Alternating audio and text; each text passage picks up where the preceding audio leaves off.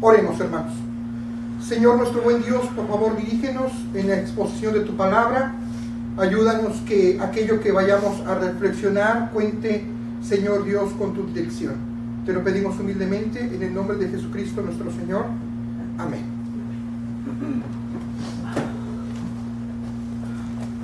El título de este mensaje es: como cristiano y como iglesia, no te pongas la armadura de Saúl, y está basado en el primer libro de Samuel, capítulo 17, versículos del 1 al 58. Esta es una historia clásica. Este es uno de los relatos favoritos del Antiguo Testamento. Yo recuerdo con cariño cómo mi madre me platicaba esta historia siendo yo un niño pequeño. En ocasiones, cuando viajábamos del Distrito Federal a la ciudad de Pachuca, durante el camino mi madre me contaba esta historia. En el pasaje que acabamos de escuchar, hay dos multitudes y se destacan dos personajes: Goliat, el guerrero experimentado, enorme y muy armado hasta los dientes, y por el otro lado David, el joven pequeño pastor de ovejas, que se rehúsa a llevar las armas de un guerrero, sino que él prefiere portar las sencillas con las que un pastor defiende a sus animales. En la escena, el rey Saúl se encuentra casi relegado, casi escondido entre la multitud israelita temerosa. Lo lógico hubiera sido que Saúl, el israelita, hubiera salido a responder el desafío de Goliat, el filisteo. Pero no es así. El rey se retira a su tienda y deja el protagonismo a un joven pastor de ovejas. No podemos entender este pasaje sin el contexto de que hay una crítica al rey Saúl. 2 capítulos antes se nos ha revelado que Dios se había arrepentido de haber hecho a Saúl rey. Dice ahí en el primer libro de Samuel, capítulo 15, versículo 35, nos dice que Dios se arrepintió de haber nombrado a Saúl rey. ¡Qué palabras tan demoledoras! ¡Qué palabras tan duras! Y también qué palabras tan demoledoras para la interpretación evangélica tradicional. Esa tradición que quiere que se obedezca a las autoridades con los ojos cerrados. Lo cierto es que Dios se arrepiente de haber hecho a Saúl rey, y de hecho Dios ya ha enviado a Samuel a ungir a David como futuro rey. Yo me pregunto sinceramente, ¿cuántos gobernantes de nuestros tiempos contemporáneos, en nuestra América Latina, en el mundo, en Estados Unidos, contarán en realidad con la aprobación de Dios? Mi opinión es que muy pocos. David, como buen pastor, ya tiene la experiencia, a pesar de su juventud, de haber defendido a sus ovejas de las fieras. En cambio, el rey Saúl, el otrora defensor de su pueblo, Saúl ya ha cambiado, no es el mismo. Aquel que debería de cuidar y defender de su pueblo, ahora lo encontramos que está en su tienda y no es capaz de cumplir con su misión de gobernante, de velar por los suyos. Por cierto, la Biblia misma nos habla de la resistencia que tuvo Dios para que su pueblo Israel tuviera un rey como cabeza como los demás pueblos. Pero el pueblo de Israel quiere un rey porque está de moda. Todo el mundo lo tiene y ellos también no quieren quedarse atrás. Esto es prueba, estimados hermanos y hermanas, que debemos tener cuidado de creer que porque algo está de moda, necesariamente es lo correcto. En ocasiones se dice, es que esto lo practica tal país, es que esto se hace de esta forma en aquel lado. No significa que porque algo esté de moda, sino que sea correcto. El pueblo de Israel quería tener un rey como los demás pueblos, pero Dios no quería que el pueblo de Israel tuviera un rey. Pero finalmente el pueblo quiere un rey y finalmente Dios les cumple su capricho. David, en cambio, sí cumple su oficio.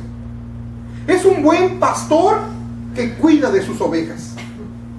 Sobre todo, el pasaje nos quiere hacer ver que David tiene fe en Dios y con hechos demuestra su capacidad de defender a su pueblo del enemigo. En cambio, aunque Saúl siga detentando el título de gobernante, la Biblia nos dice que ya no cuenta con el apoyo divino, a pesar de que sigue teniendo el título de gobernante. Esto demuestra que no todas las autoridades, hablando en términos modernos, por ejemplo las autoridades civiles e incluso autoridades religiosas, no por el hecho de ser autoridades, tienen el respaldo de Dios. Es muy claro lo que dice el profeta Oseas, capítulo 8, versículos 3 y 4.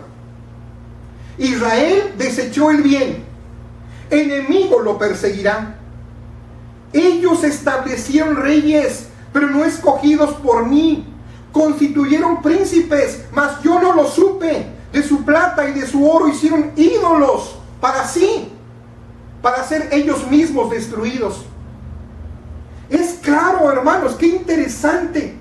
A mí cómo me hubiera gustado que en mis primeros años de ser cristiano, ya asistiendo a una iglesia cristiana, algún pastor, algún maestro, esto me lo hubiera explicado. Es claro que existe la posibilidad de que haya autoridades que no hayan sido escogidos por Dios. Antes me decían, toda autoridad necesariamente es que Dios la puso. Y aquí vemos que no necesariamente es así. Pero entonces puede ser que inmediatamente venga a nuestra cabeza cómo conciliarlo con Romanos capítulo 3 versículo 1, que dice: sométase toda persona a las autoridades superiores, porque no hay autoridad sino de parte de Dios, y las que hay por Dios han sido establecidas. ¿Cómo podríamos conciliar lo uno y lo otro? La clave está en que hay un dicho que dice que si leemos un texto fuera de contexto, solamente sirve para pretexto. Debemos leer el texto en su contexto. ¿Qué dicen los versículos 3 y 4? Dice: porque los magistrados no están para infundir temor al que hace el bien, sino al malo.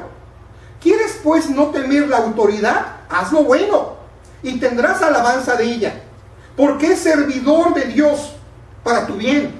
Pero si haces lo malo, teme, porque no en vano lleva la espada, pues es servidor de Dios, vengador para castigar al que hace lo malo.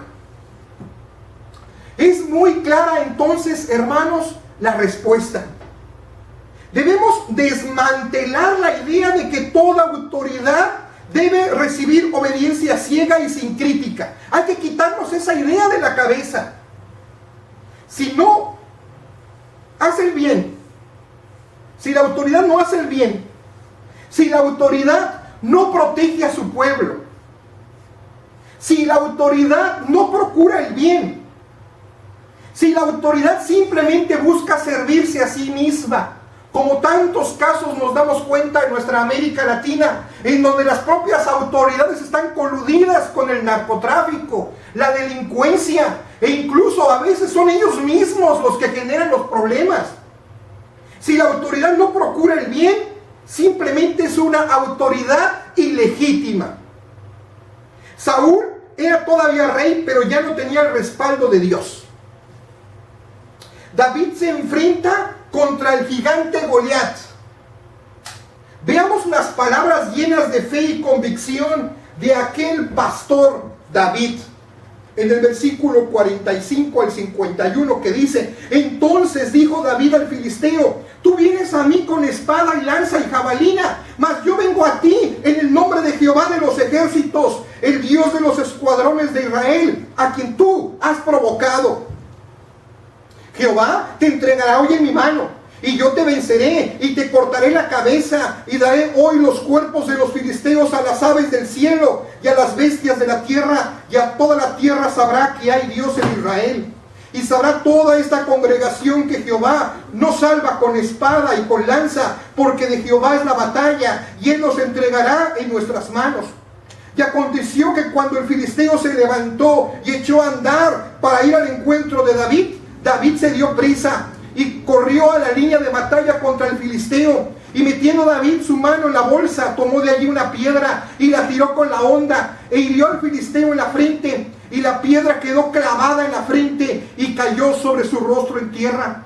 Así venció David al filisteo con honda y piedra, e hirió al filisteo y lo mató, sin tener David espada en su mano. Entonces corrió David y se puso sobre el filisteo, y tomando la espada de él, sacándola de su vaina, lo acabó de matar y le cortó con ella la cabeza. Y cuando los filisteos vieron a su paladín muerto, huyeron.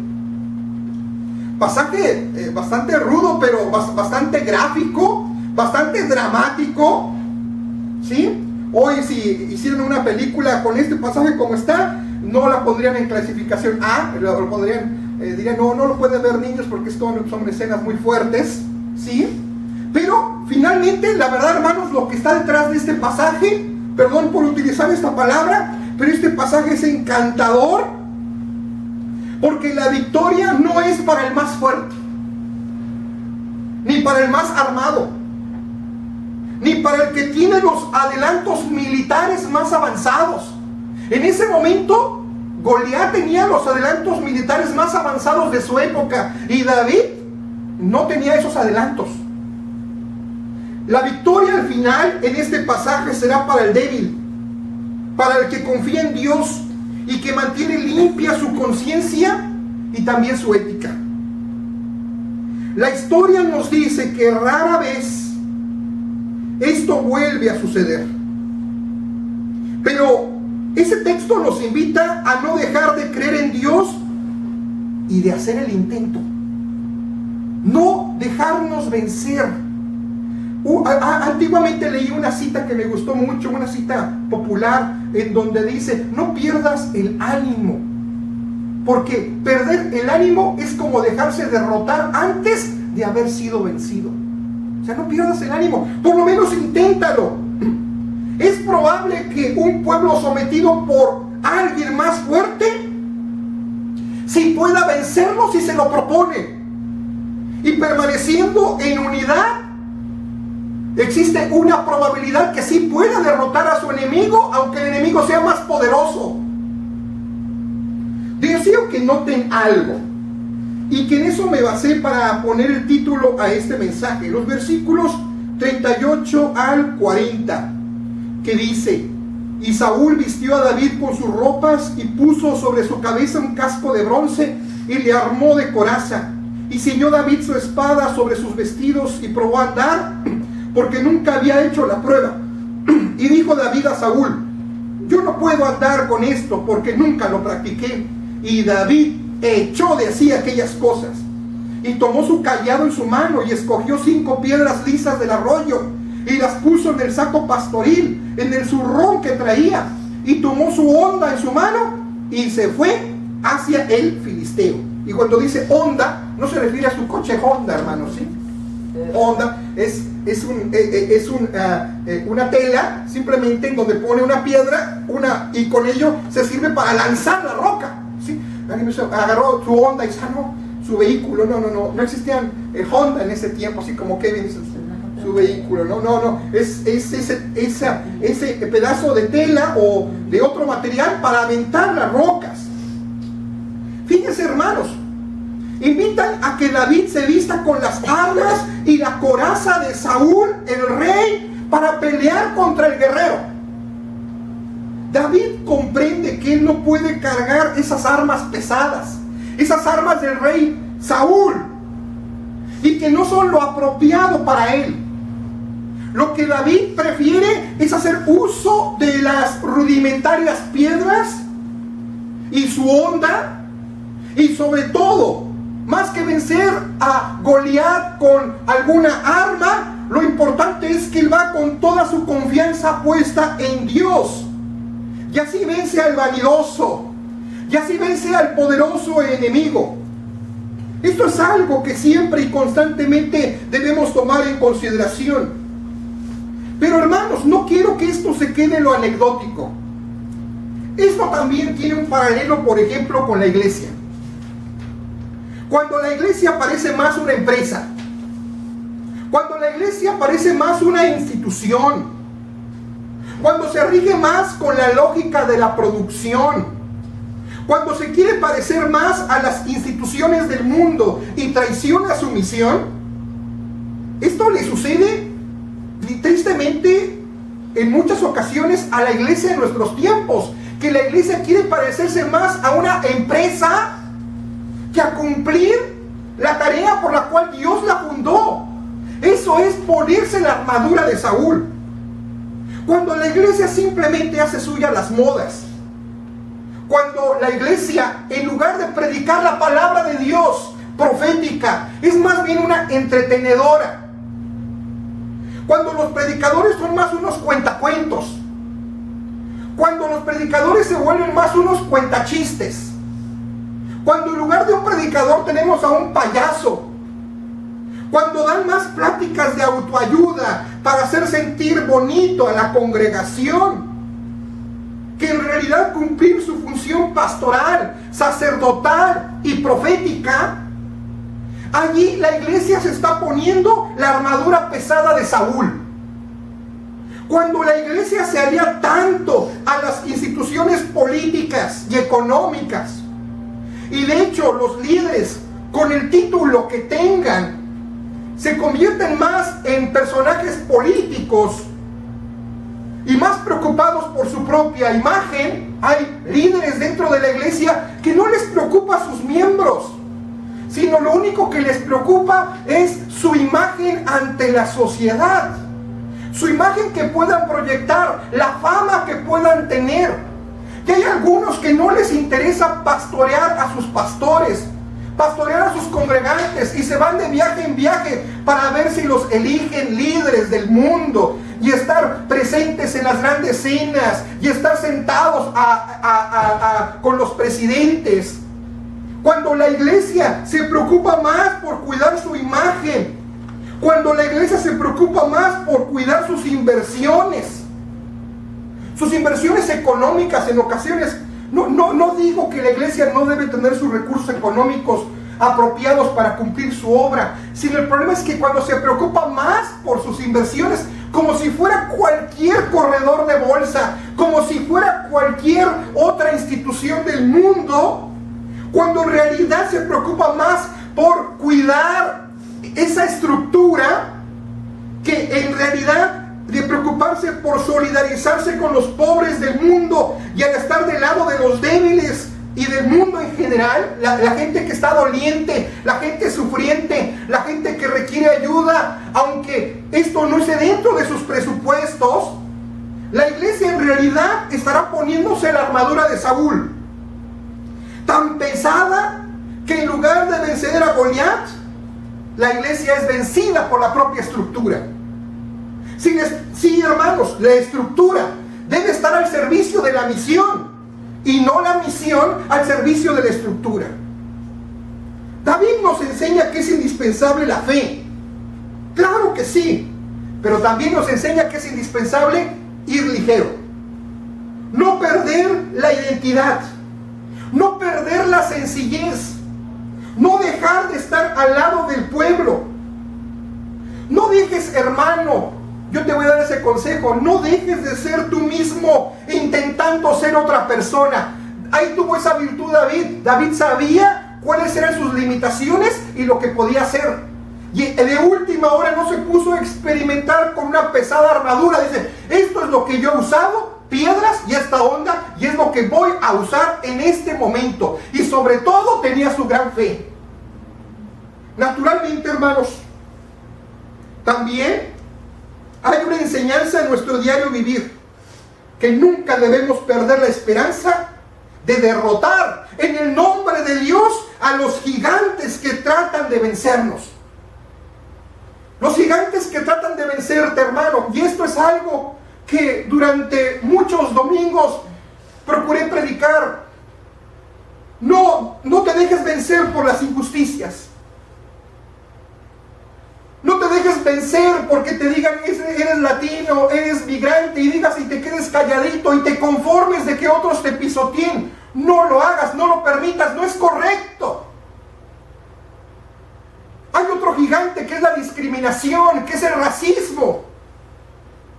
También hay gigantes, hermanos, que nos atacan como el machismo, en donde hay una bota que dicen a las mujeres: tú no puedes estudiar, tú no puedes salir adelante. Yo no te lo permito. No permitas que el machismo te domine, mujer. Tampoco permitas que el alcoholismo domine tu vida. No permitas que la drogadicción. Hay personas que son presas siempre de la delincuencia, siempre están metidos en problemas, en robos, en hurtos, en problemas diversos. Y es un gigante que te está dominando y de hecho te está venciendo. La buena noticia es que si David venció a Goliat, tú en el nombre de Dios puedes vencer también a esos gigantes que te intentan dañar o que de hecho ya te están venciendo. Pero la buena nueva, como bien dice la palabra de Dios, la lucha, el triunfo, no está en las armas, no está en el arco, no está en la espada. Está en la fe, en tu identidad que tengas, en que no te dejes vencer por el mal y hacerlo siempre en el nombre de Dios. Amado hermana, amada hermana, no te pongas la armadura de Saúl. Iglesia querida, no te pongas la armadura de Saúl. Hermanos de la Trinidad, no se pongan la armadura de Saúl. Amados hermanos, que el Señor les bendiga. Este será mi último sermón solamente en español en esta iglesia. El último que me tocará predicar lo predicaré de forma bilingüe. Pero este es el último que haré desde este lugar. Hermanos, que el Señor les bendiga. No se pongan la armadura de Saúl. Derroten al gigante, no cambiando su identidad ni quiénes son. Tienen una identidad maravillosa. Pero sobre todo, hagámoslo en el nombre de nuestro Señor. El Señor es con nosotros. Y el Señor es con nosotros. ¿Quién será? Contra nosotros. Aleluya. Gloria sea a nuestro Dios. Oremos. Padre bendito, te damos gracias en este día que nos has permitido reflexionar en tu palabra. Te suplicamos, Señor Dios, que seamos así como David, que nunca perdió su identidad, sino que manteniendo su identidad y sobre todo la fe en ti, pudo vencer a el enemigo. Ayúdanos a nosotros, Señor Dios, vencer a los gigantes que a veces nos quieren dominar. Ayúdanos a no perder la fe, no perder la esperanza, no perder el ánimo, intentarlo una y otra vez. Y estamos ciertos que tú estás con nosotros, que tú estás con tu iglesia. Y no permitas que ninguno de nosotros se ponga la armadura de Saúl, ni a manera de personas, de cristianos, ni como iglesia, como institución. Señor Dios, ayúdanos. Bendice a este tu pueblo, bendice a esta tu iglesia. Te lo suplicamos en el nombre de Jesucristo nuestro Señor. Amén.